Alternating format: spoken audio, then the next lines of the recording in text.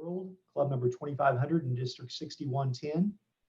As a member of our prestigious club, you can be proud of all the things that your club continues to accomplish, and to borrow a sports adage, to move the ball forward on this year, even during 2020. The Rotary International theme for this year is Rotary Opens Opportunities. I truly hope that as we start to celebrate a time of Thanksgiving this year, that we can each be mindful and thankful for all the wonderful things in life. And I am truly thankful for this Rotary Club and the numerous new friends that I've made over the years of serving in this club. Making new friends outside of my usual circles is one opportunity that Rotary truly has blessed me with, and I'm thankful for that. Now, please help me welcome our Rotarian of the Day, past President Ed Monette. Ed? Are you there? We're here. Hello? You're on.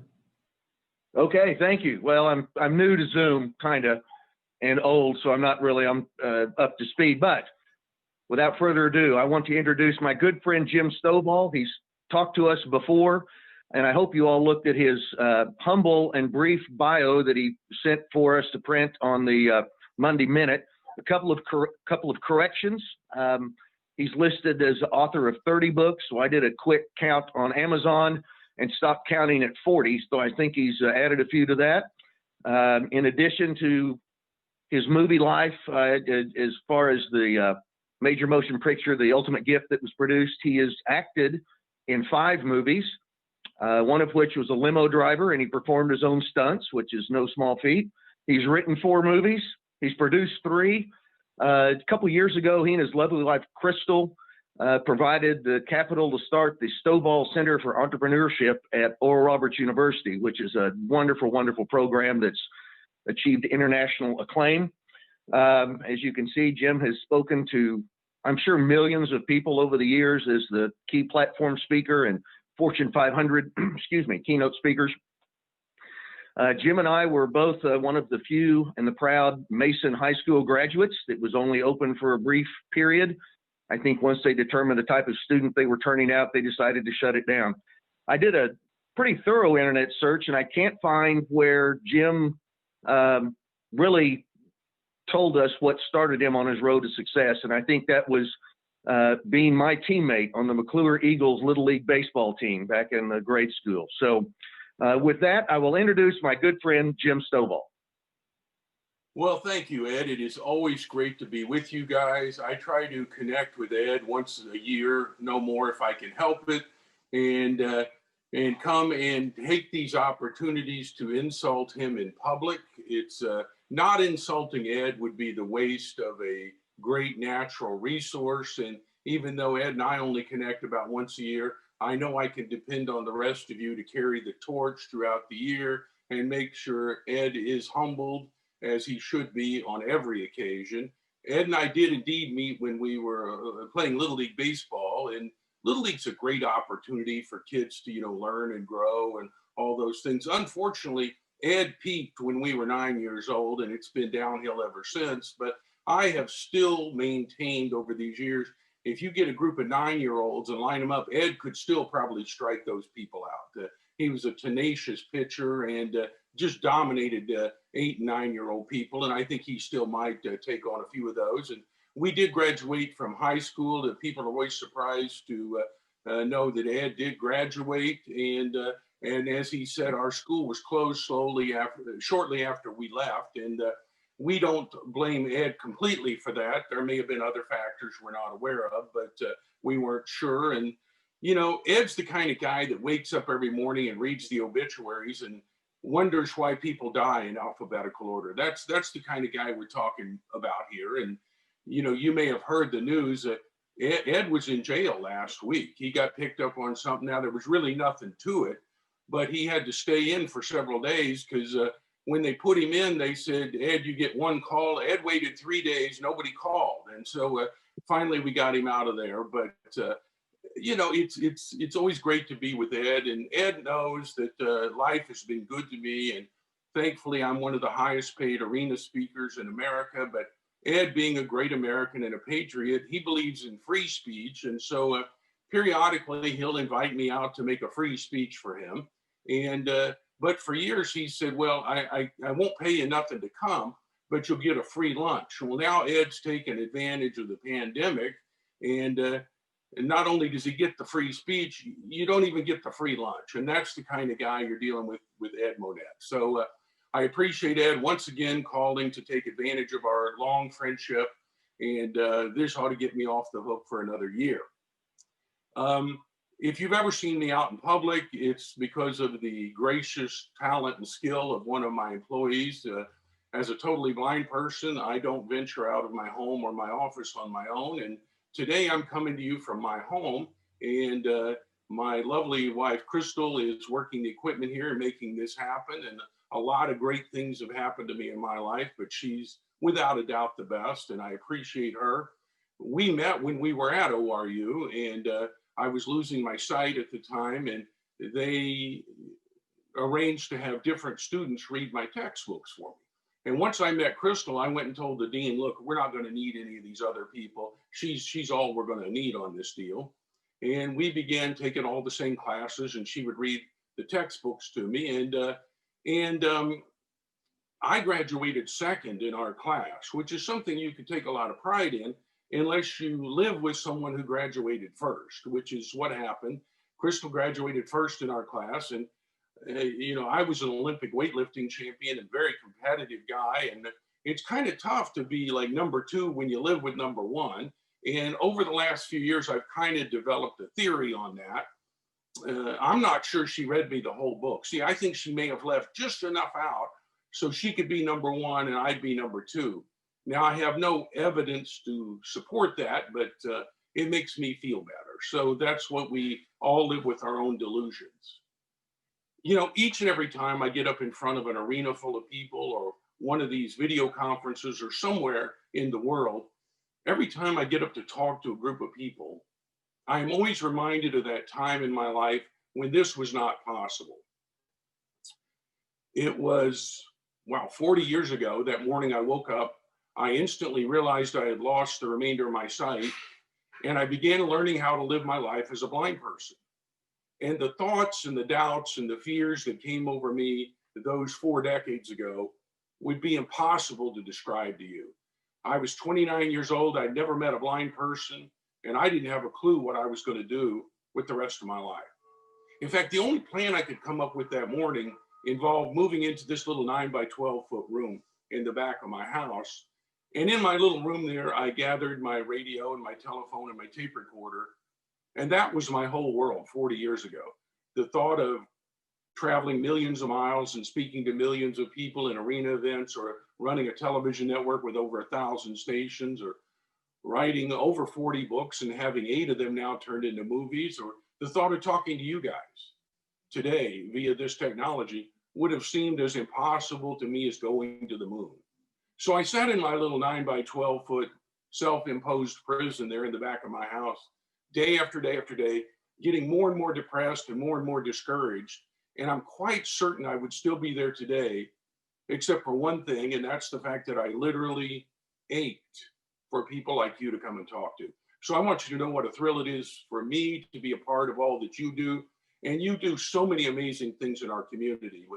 Another of the great things that happened to me when I was in college at ORU was I met my mentor, Lee Braxton. He was quite elderly at that time, and he had a third grade education and had become a multimillionaire during the Great Depression, had given most of his money away. He worked for ORU for $1 a year for the rest of his life and was instrumental in making ORU a great success. And he had so many things in his life to be proud of, but one of the things he took the most pride in, he was one of the founding members of the downtown Tulsa Rotary Club.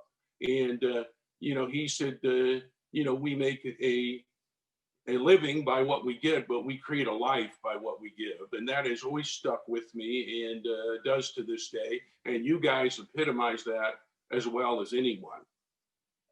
When the pandemic hit us all, I decided I'm not just going to sit around and waste my time. And I generally write 1 or 2 books a year. And I thought, well, I'm just going to write my books for the next few years. And then once we get out of the house arrest here, then I can go do my other things and I won't have to stop down and write a book. So I've written 4 books since COVID shut us all down, and I have one more on the drawing board right now. But the first of those books I wrote is called The Gift of Giving.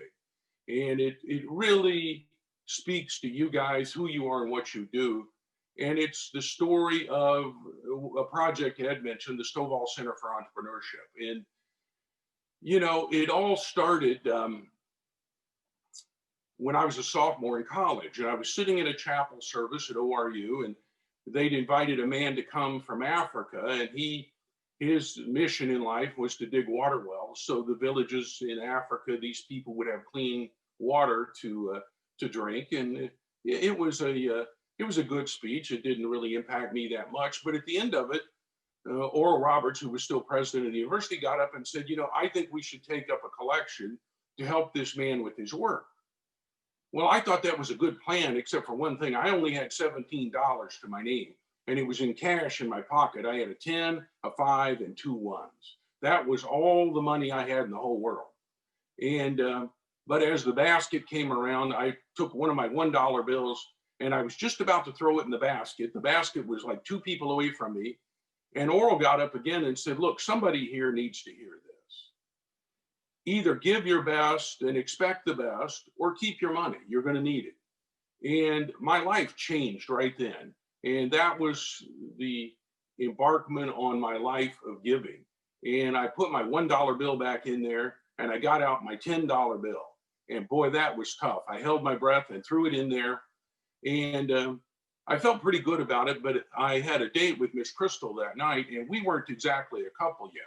So I was already thinking a $17 date's going to be a little thin if you're trying to make an impression. A $7 date, I'm figuring I don't have a chance. So after the chapel service, I told her, I got good news, I got bad news. The good news is I helped that guy with his water wells. The bad news is we're getting ready to have a $7 date. Well, she was gracious then, as she is now. And she said, well, why don't we just eat in the dining room and then we'll go for a walk? And I did some quick calculations and figured I might cover that. So we had our dinner, we went for a walk. We ended up in an empty classroom in the graduate center. And she said, what do you think we're going to do when we get out of college? Well, there had never really been a we in any of our conversations. So I took that as a really positive sign. Well, I could still see a little bit then. So I jumped up and I started writing on the marker board and all these things I'm going to do. I said, well, I'm going to start a business. Then I'm going to become a millionaire. Then I'm going to write a book, and then they're going to turn it into a movie. And I'm going to do all these things. I wrote down all these things. And the last thing I wrote is someday I'm going to find something I care about as much as that guy cared about those water wells. And I'm going to write a check for $1 million. Well, all of those things on that list began to happen, and every one of them have come to pass in the ensuing years, except that last one. And a year ago, this last spring, I was at a board meeting at ORU, and Dr. Wilson, the president of the university, said, I want you to break up into small groups and come up with a list of things you think ORU should be doing in the community and in the world in the year 2030. Well, we wrote down a bunch of ideas that I'm sure are gathering dust somewhere over there in their file drawer. But somebody came up with the idea we should have a school of entrepreneurship, and we should do undergrads and master's degrees, and we should help people with micro funding and frontier businesses throughout South America, Europe, Asia, and Africa, and all these things we should do. And that idea just would not leave me alone. So that summer, I started doing my research on it, and Crystal and I have had a foundation for years. We've sent 500 kids to college and done several other projects around the world. And that project just wouldn't leave me alone. So a year ago this fall, I called Dr. Wilson and I said, why don't you come over to the house? I want to talk to you. And we sat in my living room and I said, I'm going to lay out the plan for the Stovall Center for Entrepreneurship. And if you and the board like it, I'll give you a check for $1 million. Well, he went away, and a couple of weeks later, he came back and said, we love your idea, and we've added a couple concepts to it, and it's going to cost $1.5 million. Well, there I am once again, either give your best and expect the best or keep your money. So we gave him $1.5 million, and that began just one of the amazing journeys in our life. I have the privilege, I have an office there. I get to work with the kids, and to see these kids start real businesses around the world has been amazing, because so many of the kids come from third world countries, and it's their plan to go home and create enterprise and industry for people in their homeland that need that. And it's really exciting, because I told the kids, this is not a monopoly game. This is not a theory. We're starting businesses here and now. And I always remind them, 3 of the largest corporations in the world today started in somebody's dorm room.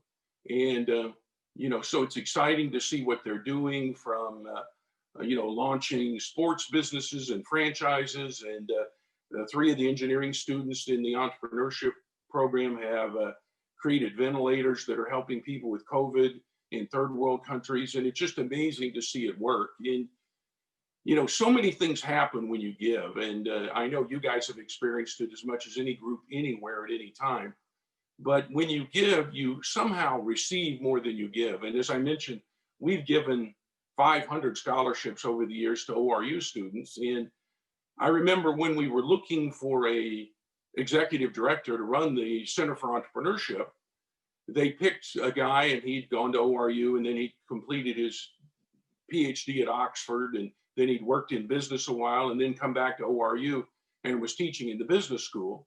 And they said, we believe he would be the best guy. And they showed me his credentials, and I agreed. So, I was there backstage the day we were going to give them this check for $1.5 million and introduce Dr. Kevin Schneider. So they introduced me to him backstage, and he was really emotional. And he said, Jim, you have no idea how much you've changed my life. And I said, Kevin, I appreciate that, but I didn't pick you. The board picked you, and we think they made a great selection. But if you owe anybody thanks for this job, it's them. He said, no, Jim, you don't understand. 22 years ago, when I was an undergrad student here, I ran out of money. I was about to lose my education, and you gave me a scholarship, and you made it possible for me to finish my education. So now, all these years later, to come back and run the Stovall Center is just such a privilege. And, when you give, it does come back to you, and it's an amazing thing. And I am so honored to continue in the vein of my late great friend and mentor, Lee Braxton, and encouraging you to give, and applaud you for all that you do in the downtown Tulsa Rotary Club. And I know you're starting a campaign now to help people through the holidays. And, I remember sitting in that little 9 by 12 foot room, broke and scared and frustrated and depressed, and sitting there all alone in the dark. If I had known that amazing people like you got together to pool your resources, your time, your effort, your talent, your energy to making a difference in the world, had I known there was people like you doing what you do, it would have made a lot of difference, because what you do matters, and I am grateful to be a part of it. And once again, I want to thank Ed for allowing me to do this again, and to insult him in the process. And I know you guys will take the baton as I pass it off to you, and continue to be little Ed for the rest of this year and on into next year until we're together again. Thanks for all you do. Thanks for making Tulsa better, and thanks for making the world better. So long.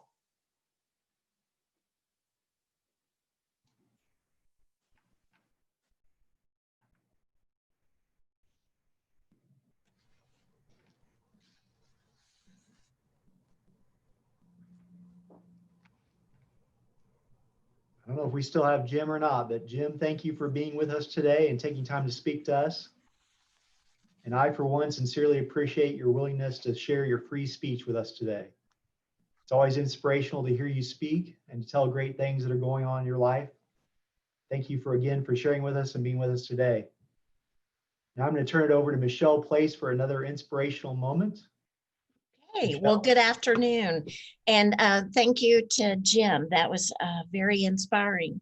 Well, it's Native American Month, and so I can't resist lifting up a bit of Tulsa's history for inspiration. Imagine that. One of my favorite early Tulsans was Rachel Perryman.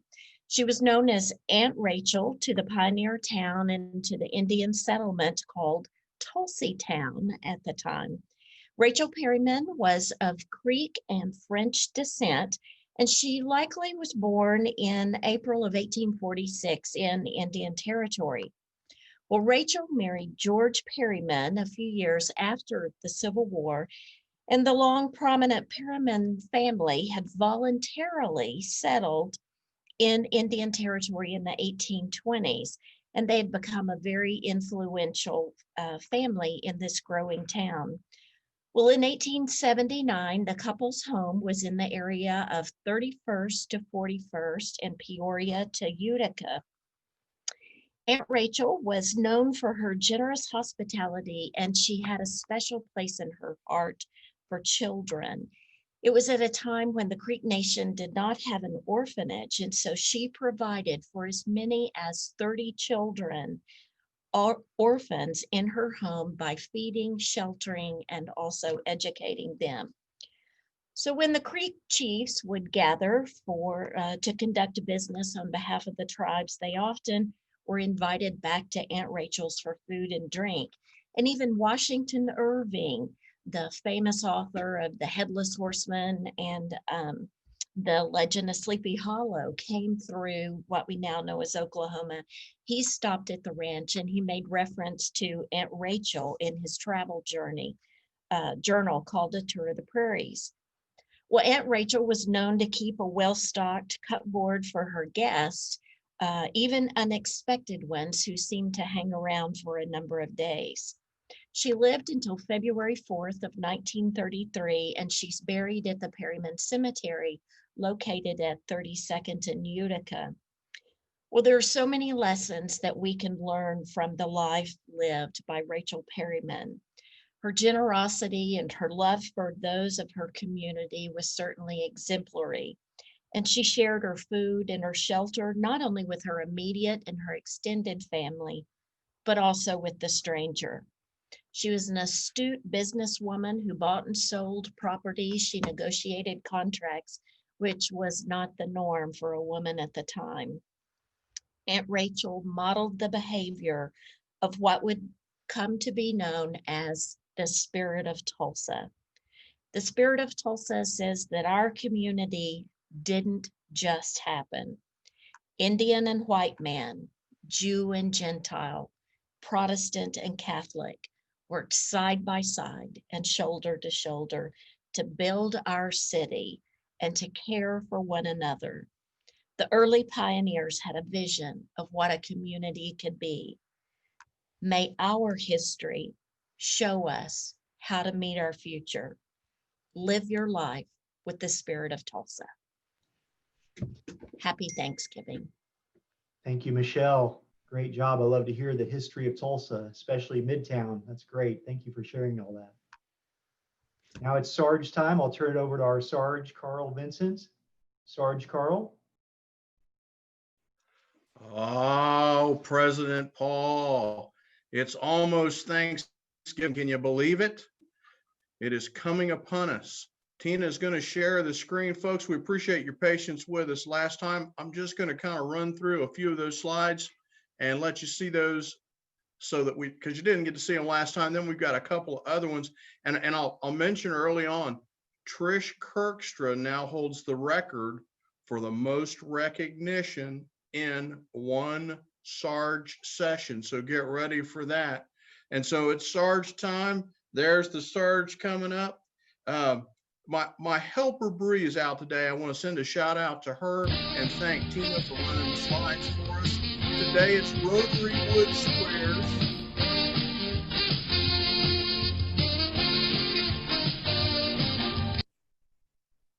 And so President Paul, if you would, pick a player for Rotary Wood Squares.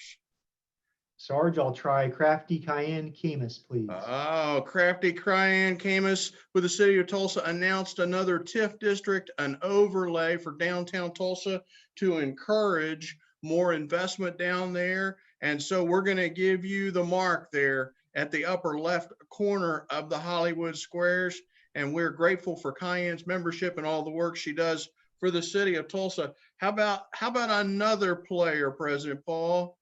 I'll try Steve Wood, the spectacular sailor. Steve Wood right there in the center square of Rotary Wood Squares. Steve sent us this picture. We didn't get to see it last week, but that's him on his sailboat. I can't tell if he's on the Gulf Coast or if he's off of the island of Coronado or Catalina, but he wanted us to know he's not sailing into the sunset. Sent us $100 for his birthday. Steve, thank you for that. Get you to take another shot at it, President Paul. What do you got? What's another player? Give me one of our newest members, Bree Segovia, please. Perfect. And that will finish the game for you, President Paul. Bree gave us a $50 fine because she's participating with the SPCA, and she wanted to encourage everyone to participate in the Bingo Bash Fiesta coming up on December 5th, I believe, from 7 to 10. If you're a supporter of the SPCA, please pick up your tickets for that today. And I think, President Paul, you win. You got 3 squares in a diagonal there, and you played a good game. We've got a couple of more fines to recognize today. And the first of those is going to be Trish Kirkstra. So I thought this was a really neat thing. And because of my respect for Trish, we're going to indulge this. She's given $100 in recognition of the people who've meant the most to her in Rotary. So bear with me. I'm going to run through this real quick. And Trish, I thought this was a great idea. She's recognizing Linda Bradshaw as her hero and mentor that taught her every meeting is an event, an opportunity to make an impression. Lynn Martin is a dear friend, no longer with us, and they shared interest in catering experiences, and they became closer friends through Rotary. Lynn had a unique worldview that Trish appreciated. Wallace Williams, our past district governor, shares a love of service with Trish, encouraging young people. Wallace inspired her with his tireless contributions and tenacity at keeping the Rotary Club of North Tulsa alive and thriving. Past President John Raines, provider of good conversations, always a unique perspective and measures of wisdom that benefit any situation. Danny Mitchell, who's also a friend of mine, Trish, past district governor Danny, inspired her the past number of years of continually giving to whatever needs were there. He stepped up as Rotary Youth Exchange Officer, took care of communications between our district, Rotary International. Next slide. Greg Keck, a true humble servant who does not drive humble cars. That's not there on the slide, but everyone should know that. His anonymous giving on so many levels and first-class customer service motivate Trish to be a better Rotarian. Todd Jenkins, her friend and Rotary Youth Exchange co-conspirator, aims to change the world and epitomizes Rotary's motto, spreading peace one person at a time. Tom Klenda, past President Tom, first committee meeting ever. He led the Rotary Youth Exchange as the committee chair. He introduced Trish to RYE, which over the years gave her and her family great joy. Jack Maxwell, down in Bixby, introduced and invited Trish to Rotary. She'll always be grateful to Jack, who continued to encourage her over the years and teach her about MSNI. Karen Keith, who we all like. Karen makes time for Rotary in ways we don't understand. Trish appreciates her spirit, informed decision-making, depth and breadth of experiences that she brings to the table. Bob Sade is quiet. I didn't know that, but she says he's quiet behind the scenes and incredibly giving, plus his dry sense of humor provides endless sources of delight. Next slide. Carol Craig, the year Trish chaired the IBA dinner, Carol came through on so many levels, led a team of folks to do tables and sponsorships, which made it a success. Dr. John Crouch, his faith and work and his calm demeanor inspired Trish to remain grounded and remember what's important. Harvey Rowe, Harvey's continual volunteer efforts with Camp Enterprise, inspiring to Trish on so many levels year after year. His time and efforts influenced so many young people. Brenda Melancon, President Paul Melancon, Brenda Melancon offices in Cityplex Towers, where I manage now. I keep running into her in the hall, and I'm afraid when I see her because I know she's going to get me.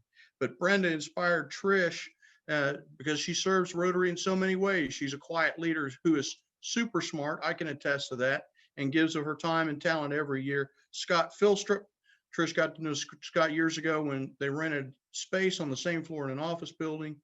Scott and Margie have a way of making Trish feel special whenever she gets a chance to chat with them.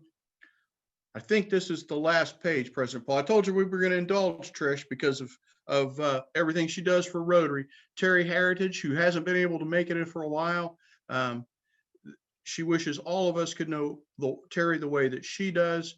So giving, an accomplished businesswoman, and even when it confined to home, still giving to Celia Clinton. Tim Colwell, who we all know and love, just like Dr. John Philstrip. Tim has a way, when he's talking to you, you feel like you're the only person in the room. Trish loves his sense of humor. So impressed by his leadership with the Centennial Project. Duff Weddle and Trish are longtime members of RYE. Gotten to know him and his wife Mary over the years as they continually host our Rotary Youth Exchange get-togethers. Duff has given so many hours of his time to our district through RYE. His nuanced emails to our exchange partners keep us in good hands and excellent relationships. He's an accomplished communicator. Judge David Peters, his daily efforts to keep water wells going, continued Herculean effort on Myers' communication skills, and his kind efforts of weighing needs over wants. And I think we've got a couple other finds. Elaine Dishman had a birthday. She never ages. She looks the same to me today as she did when I joined the club in 2004. Elaine, thank you for your birthday find. Then we've got a special one coming up. This is Ken Snoke. Ken Snoke gave us $500, and he did it because of the generosity of our club, and he's giving 250 of it to Shop with a Cop and 250 of it to the Above and Beyond Awards. Ken, I really appreciate you coming through with this find. It was getting a little dry for the Sarge, and this gets me a little closer to Matthew Bristow. It's not going to get me over the line, but it gets me a little closer. And thank you for that, Ken. And I think we've got an anonymous donor this week who gave us a $100 fine just because we're the Rotary Club of Tulsa. Folks, we're coming up on Thanksgiving. It's the time of the year when you have so many people clamoring for your contributions as Rotarians. We appreciate what you've given to the Rotary Foundation so far this year, and anything we can do to help, please let me know. Thank you so much, President Paul. Thank you, Sarge. Carl, appreciate your help on everything as always. Great job. Thank you, Tina, for stepping in and sharing the slides this week. Great job on that. Now for a few club announcements. I'll turn it over to Karen McConnell, and she's going to talk about Salvation Army bell ringing. Karen? Thank you, Paul. I just encourage everyone. We have been, Chairman Highcamp and Bob Reed have actively been working on this. The Rotary Club of Tulsa have been volunteering for the Rotary Day of Ringing since the early 30s, mid 30s. We don't want to stop now. We have set Thursday, December 3rd as our date. We have 5 sites and 6 kettles. We are not doing downtown locations due to COVID, just because. We're asking people to sign up for 1-hour shifts where hours are 11 a.m. to 6 p.m. The locations, we already have quite a few people who have signed up, but we still have quite a few slots. We do have special protocol this season that we are putting in place. Everyone is encouraged and expected to wear PPE, which is mask, gloves. Salvation Army will provide these if you forget to bring them. So we will have them at each site. There will also not be aprons this year. We will be provided with Rotary bell ringer, peel and stick name badges. Traditional signage will be placed at each kettle announcing Rotary's Day of Ringing to the public. We also have an exciting opportunity this year that we are going to do Rotary Club Tulsa virtual kettle. It will be available to everyone. They can post it on their social media, and we will be sharing links in upcoming Monday message. And the Salvation Army will also provide us with talking points that will get out to everyone. So if you want to individually email or call friends and family to ask them to donate, that will be provided. So December 3rd is our day. Bob, Hi, and I ask you if you have any questions, please reach out to any of us. But just thank you for your continued support for this great program. Thank you, Karen. Thank you for organizing that. It's always a fun event and a great way to give back to the community, and a great way to do it, especially in the COVID period we're in right now. So thank you for organizing that for us. Now, Shop with a Cop, John Crescent. I'll turn it over to John for an announcement about Shop with a Cop. John? Yeah, I just wanted to make sure everybody should have gotten an email a couple of days ago to be able to sign up, not only for Shop with a Cop, but also for the Salvation Army sign up as well. So make sure you look at your email and sign up for those two great events. I want to thank Karen, especially for helping me put that together. She's been really, really good with this, along with Tiffany Egdorf, Rob Berry, Chris McKeown, and Ken Snow. He actually, his fine that he just paid, I wanted to bring up that Mark Allen Chevrolet is going to match any donations that we text in, and this has been set up by Griffin Communications, Channel 6. So if you text, and it was on the slide that we were showing earlier, 44321. So if you text 44321, Mark Allen Chevrolet will actually match what we're going to be doing for Shop with a Cop on December 5th. So they're going to help us with additional donations to help the students at Celia Clinton. And again, December 5th, we'll be at Target at 17th and Yale from 8:30 to 11:30. We are asking everyone to wear a mask, and we'll be checking in students outside of Target, as well as we've gone to, instead of doing our normal wrapping, we're going to do bags this year. And we'll have everybody kind of, if you're helping with bagging presents, we're going to have everybody social distance. We're going to have some hand sanitizer, and we ask that everybody bring a mask. We're also going to have our police officers there helping with our Celia Clinton students to help them shop. And we'll have the people that are going to be going with them. We're going to be doing a few things different this year to make it a little safer. We'll have all of our gift lists already pre-filled out. The principal wall at Celia Clinton is helping us with that. So basically people can show up. We'll be able to give them a student and an officer, and you guys will be able to help those students go shop for their families. And we just are really excited about this opportunity. And like I said, anybody who wants to help out, you can either do it by volunteering and signing up on the Sign Up Genius that was sent out on Tuesday by Tina, or text 44321, and Mark Allen Chevrolet will help support us in just giving even more to these really deserving kids. So thank you guys, and make sure to participate with Shop with the Cop or with the Salvation Army. Thank you, John. Thank you, everybody that's worked on that committee, putting that all together. It's definitely been a different year this year with that, but another great opportunity to serve this year in our community. And we're getting some additional publicity for it also this year, so that's great news. Thank you, John. I'll turn it over to Daniel Gomez with the Partners in Education announcement. Daniel? Thanks, President Paul. Speaking of Celia Clinton and our relationship with that school, I wanted to share a project that Principal Wall just completed with our help and support, both financially and with some planning.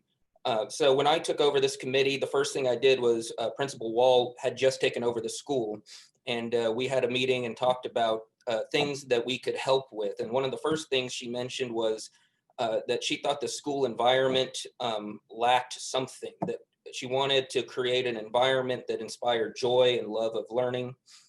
So that's the project that she took on, and she worked with her art students, or her art teacher, to essentially construct two ideals, or she did this throughout the school, but our club specifically helped support a hallway, which is right by the Mike Chittum Library, that highlights local colleges and career paths, things that to inspire the kids to aspire to in their own lives. And I wanted to share just a few pictures because the project was just complete.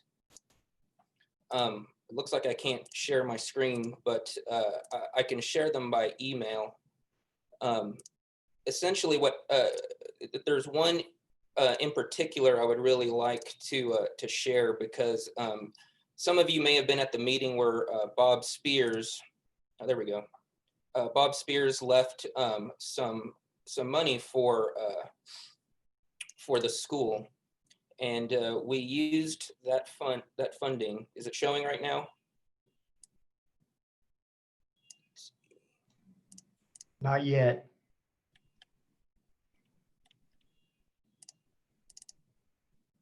There you go. Looks like it's starting now.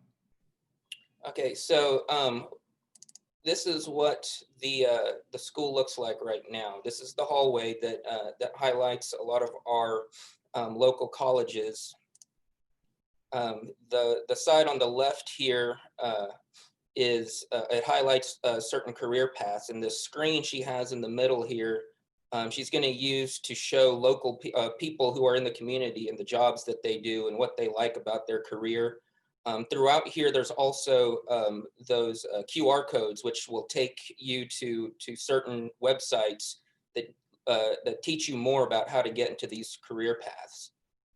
Here's the first part where Rotary International is recognized. This one, you can see that the college, it recognizes the Rotary Club of Tulsa's donation, and this QR code takes you to the Rotary website. Daniel, I just see the small slides. Can you click on a slide and bring up the bigger slide for us? Which one? Just any of them. I see the small slides on your screen, but I don't see the bigger slides. Okay. Oops. I guess I'm not sure how to do it, but the part you can see, hopefully, there's a portion here, and I can send these pictures to anybody who's interested. It's a picture of Bob Spears, and it recognizes his love for the school. And I thought that was pretty important. And if you go on the Tulsa Public Schools Facebook page, there's a post from November 2nd, which was a live stream video. I was there, and three of Bob Spears' children were there for a tour of the school, so you can see everything that's been done. This is just our contribution to the school. But hopefully, when things are normal again, we can actually have people there to see these things in person.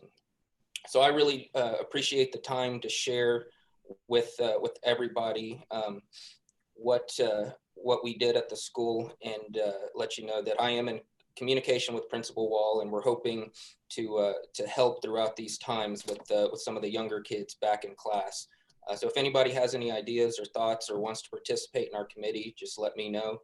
And if you want to see these pictures in a better form, I'm happy to share them with anybody. Thanks. Thank you, Daniel. Appreciate all the work you and your committee are doing also on that. And thank you for sharing with us. And that's 3 committees that are moving the ball down the field, even during 2020 and the COVID period here. So great job, everybody.